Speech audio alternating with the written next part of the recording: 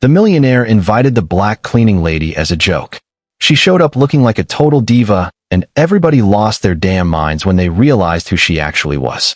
The main hall of the Blackwood mansion in Beverly Hills straight up erupted with nasty laughter when Victoria Sterling came gliding down that marble staircase in a dress that cost more than most folks in the room made in a whole year.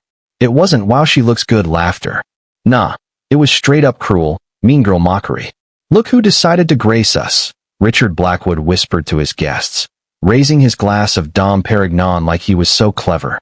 "Our girl Victoria was 35 and never in a million years thought she'd step foot in that ballroom as a guest, even if it was meant as a sick joke. For 2 whole years she'd scrubbed every damn inch of that mansion. Always invisible, always quiet, watching these rich folks fake smile at each other while treating her like a piece of furniture. The invite came 3 days earlier, handed over with that same cruel smirk she knew too well. Charity gala on Saturday," Richard said, passing her the fancy gold envelope. "Dress code, maximum elegance. I'm sure you've got something suitable in your closet, right?" His buddies cracked up all the way down the hallway. It was an obvious setup, a plan to clown her in front of all of California high society. He'd even invited gossip reporters to capture what he called his educational moment. "Let's make a bet," Richard told his wife Helena while Victoria was vacuuming the day before. "100 grand says she doesn't have the balls to show up. And if she does, she's going to be the evening's entertainment." Helena cackled. "You're evil, Richard. The poor thing's probably going to show up in some borrowed mess and feel so out of place she'll bounce in 15 minutes. But Richard Blackwood didn't know 2 big-ass things about Victoria Temps. 1. She grew up in rooms like this long before she had to clean them to eat. 2. Some storms don't break you. They just teach you how to dance in the damn rain. So there she went, walking through that hall under all those shady stairs, back straight, eyes calm, like somebody holding secrets that could flip the whole room upside down. Her steps were steady, precise, like she'd rehearsed every single move. My God, she actually came. Patricia Weston, some senator's wife, whispered to her friend. "And look at that dress. Where'd she even get it? Probably rented it, and she's paying it off in 10 painful installments." Vivian Chambers, oil heiress, shot back, trying to hide her own insecurity with extra venom. How pathetic. What none of those people knew. Victoria didn't buy, borrow, or rent that dress. She just went back into her own damn past and took it out. A past Richard would have paid anything to bury if he'd known it was still breathing. Richard strutted over, chest all puffed up, surrounded by his billionaire boys, confidence on 100. After all, he'd set this whole thing up as his big power flex. "Victoria, what a pleasant surprise. I never doubted you'd come. I mean, when a person like you gets an invite to an event like this." "A person like me," Victoria repeated, her voice smooth and sharp like expensive silk. "Go ahead, Richard. Finish that sentence." For one tiny second something in her tone made him freeze. There was steel there that didn't match the quiet cleaning lady he knew. But the arrogance snapped right back. "Well, you know, someone who doesn't usually run in these circles. You must be feeling pretty intimidated by all this elegance." Victoria smiled. Not a scared little smile. A calm, dangerous one that made some of the people nearby shut up real quick. "Intimidated?" she said softly, locking eyes with him so hard he took a step back without even meaning to. "No, Richard. I'm feeling exactly where I've always belonged." The silence that hit after that lasted only a few seconds, but it flipped the whole vibe of the party. Something about how she talked, how she moved, how she owned the damn space. It smashed every box they'd tried to put her in. Richard cleared his throat, trying to claw back control. "Well, I hope you enjoy the evening. I'm sure it'll be educational for you." "Oh, I'm sure it'll be educational for all of us," Victoria answered, slowly scanning the crowd like she was taking mental notes on every single face.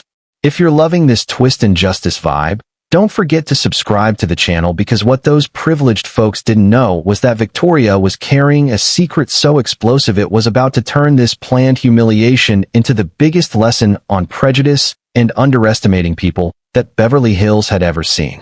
Richard was actually having more fun than he expected. She didn't run out crying like he thought. She stayed put with that weirdly confident energy that was starting to piss him off in ways he couldn't explain. "Everyone," Richard yelled, clinking a silver spoon against his crystal glass to shut everybody up. I'd like to introduce our special guest tonight, Victoria, our dedicated cleaning lady. Laughter crashed through the room like ugly waves. Phone flashes popped off as socialites snapped pics for their feeds with snarky captions ready to go. Richard, Helena muttered beside him, pretending to be concerned. Don't you think you're being a little cruel? Cruel? Richard barked a laugh. I'm giving her the opportunity of a lifetime. When else is someone like her going to get to come to something like this? Victoria stood dead center, every eye on her.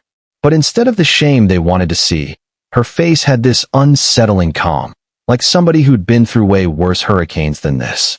Patricia Weston sashayed over with her little mean girl squad, all fake sweet smiles. Victoria, darling, tell us, how long did it take you to pick that dress? Must have been so hard to find something suitable. Actually, Victoria said, cool as ice, making Patricia falter. This dress has a really special story. It belonged to my mother.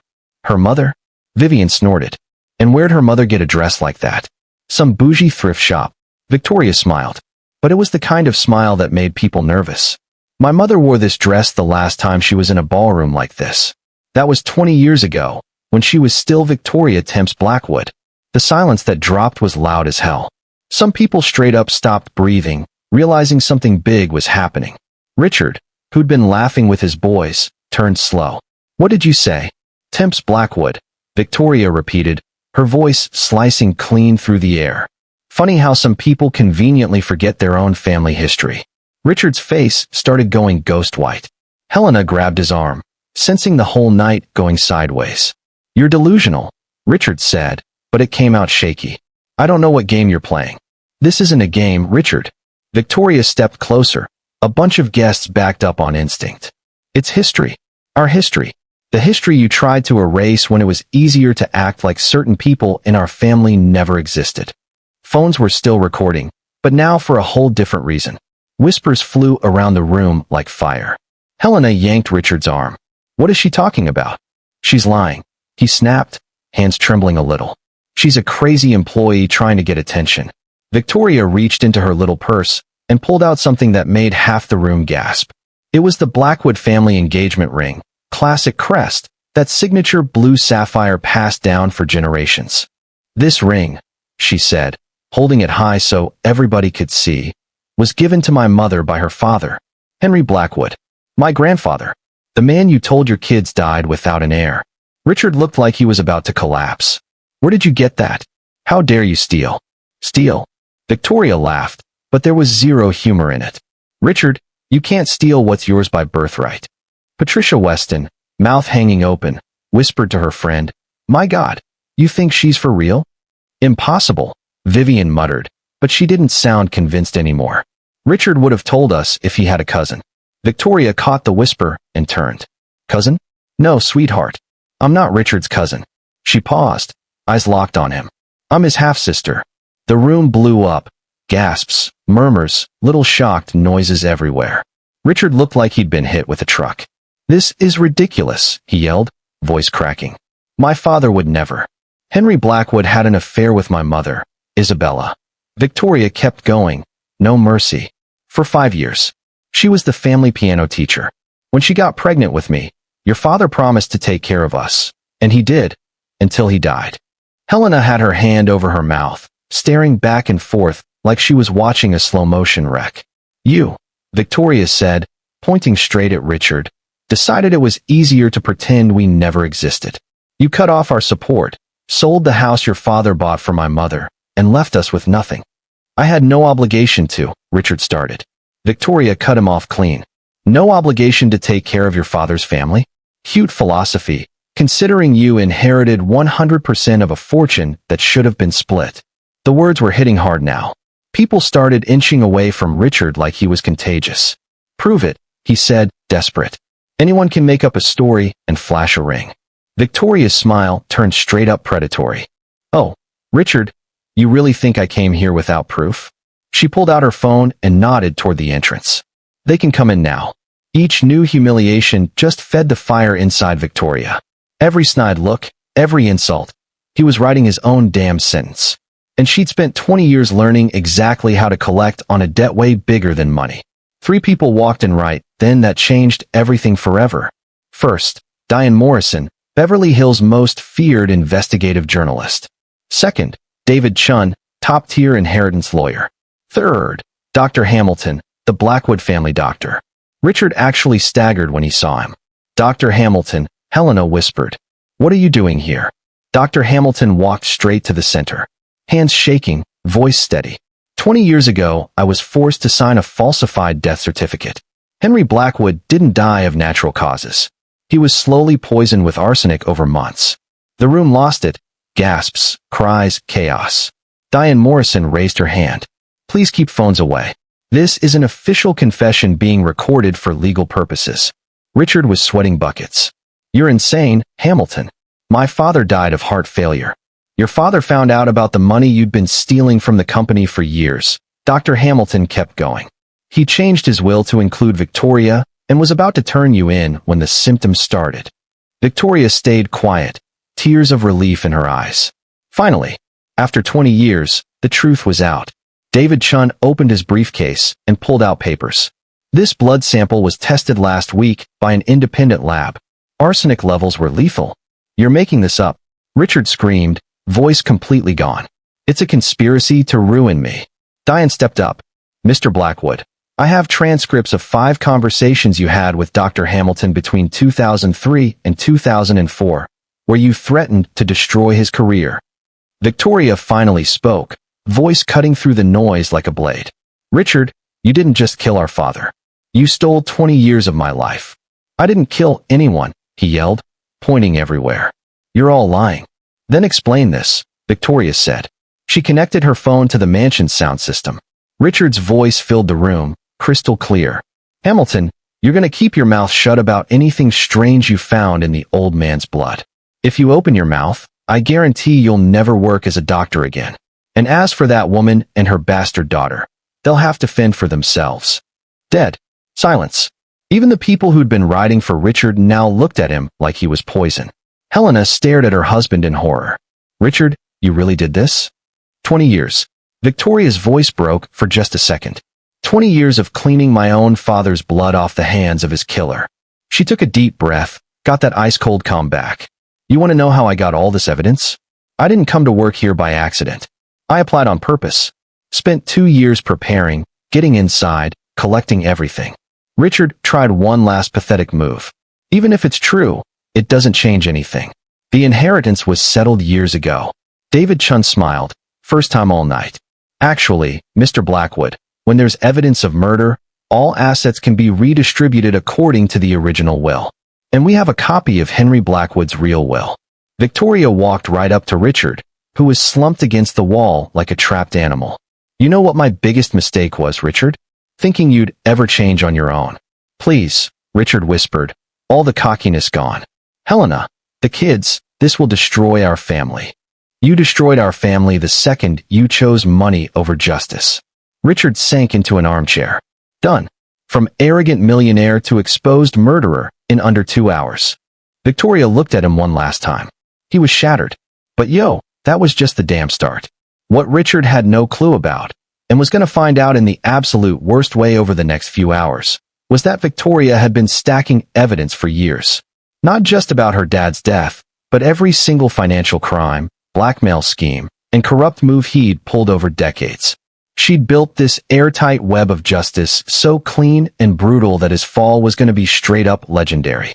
The next 2 hours turned that bougiest gala in Beverly Hills into the wildest, messiest scandal California high society ever saw go down live. Richard was slumped on the ballroom floor now, back against the wall, watching his whole life get torched in real time. Diane Morrison had hooked her laptop up to the mansion's projection system, and bam, documents, photos, recordings popping up huge on the screen for every single guest to gawk at. This right here, Diane narrated as the image hit the screen, is a bank transfer, $200,000 straight from Richard Blackwood's personal account to Dr. Hamilton, dated just 3 days after Henry Blackwood's death. The memo on it? Silence is golden. Helena was all the way across the room now, as far from her husband as she could get, crying quietly while 20 years of lies crashed over her. And this, Diane kept going, is a recording of Richard talking to his accountant about hiding the company's embezzlement. Richard's voice boomed through the speakers. I need you to make the numbers dance. If anyone finds out I've taken out $20 million over the last 5 years, I'm done. Blame it on market fluctuations, expansion costs, whatever. Patricia Weston leaned over to her friend and whispered, My God, he stole from his own company. Victoria stayed right in the center of the room, calm like the eye of a damn hurricane, watching every new piece systematically rip apart the life of the man who murdered her father. David Chun walked up with a fresh folder. Mr. Blackwood, besides the criminal charges, I gotta let you know Miss Thames is hitting you with a $50 million civil suit for wrongful death and misappropriation of inheritance. 50 million? Richard looked up, eyes all glassy. I don't have 50 million. No, Victoria said softly. But your company is worth 120 million, and half of it has always been mine by right. Diane kept dropping bombs.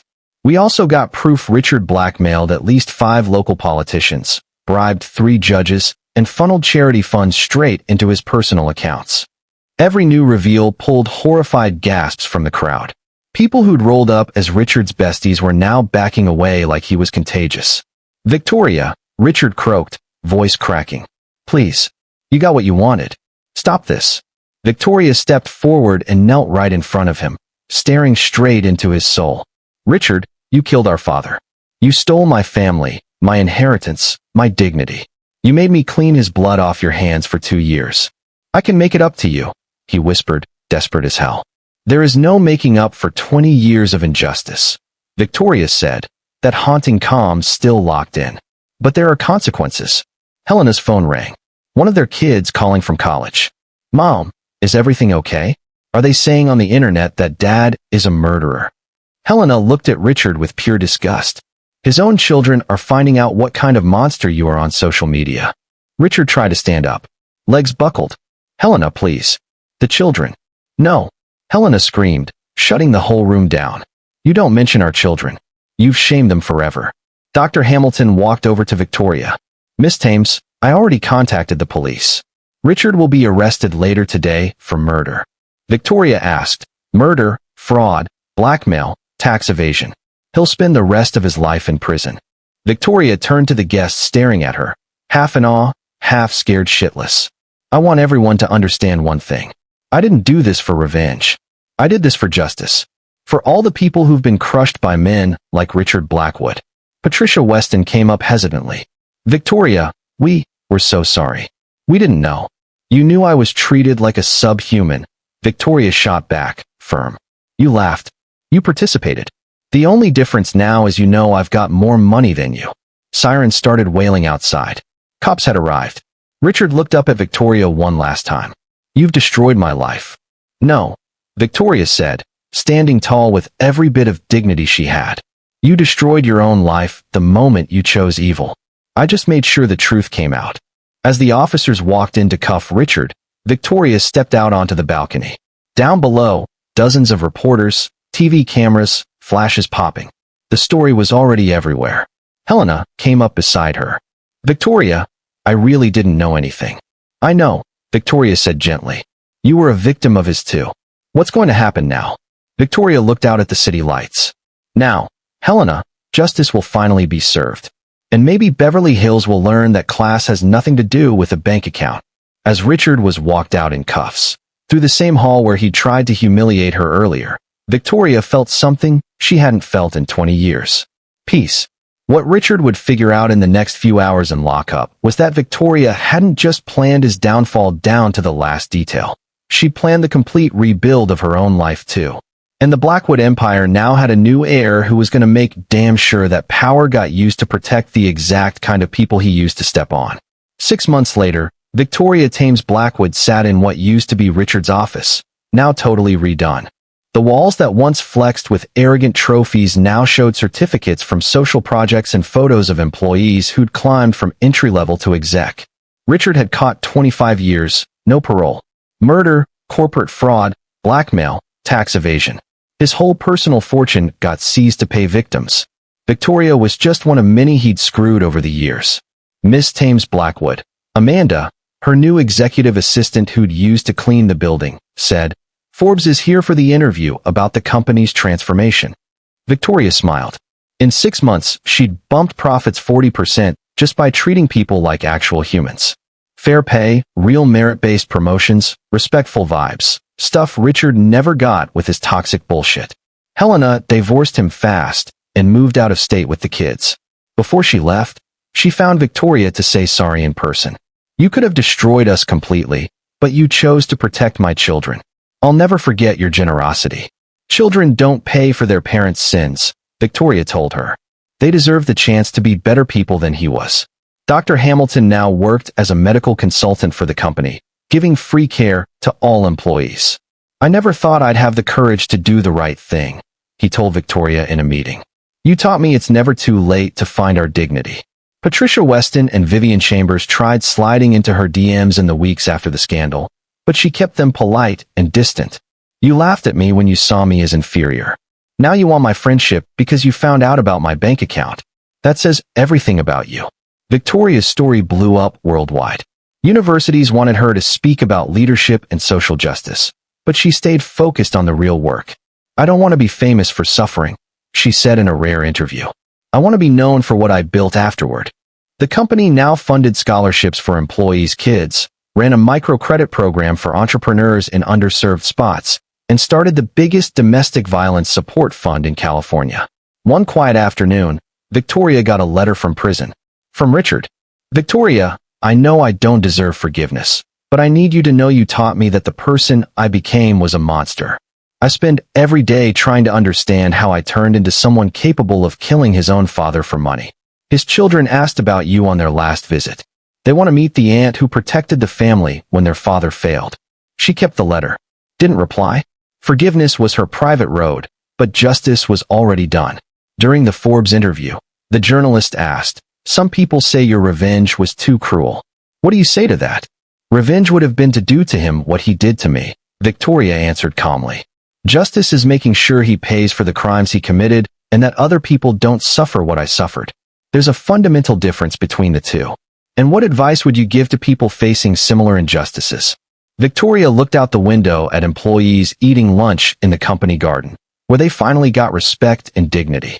The best revenge is not to destroy those who hurt you. It's to build something so great that the injustice you suffered becomes only the first chapter in a story of triumph. That night, Victoria went home, not to the tiny apartment where she'd plotted justice, but to a comfortable house where she'd adopted 2 orphan girls who, like her, needed a second shot at life. As she helped the girls with homework, she thought about the father she barely knew, but whose blood ran through her. Henry Blackwood would have been proud. His daughter didn't just take back what was stolen. She turned a company built on exploitation into a straight-up symbol of opportunity and dignity. Victoria's real win wasn't taking Richard's throne. It was proving that when you build power on justice instead of fear, that power grows and lifts everybody around you. Richard tried to humiliate a cleaning lady and ended up learning he'd underestimated a boss. More importantly, he found out dignity can't be bought, inherited, or jacked. It's earned through the choices we make when nobody's watching. If this story of justice hit you in the feels, subscribe to the channel for more stories that prove good always wins when you've got the right strategy, and that sometimes the most dangerous person in the room is the one everybody decided to ignore.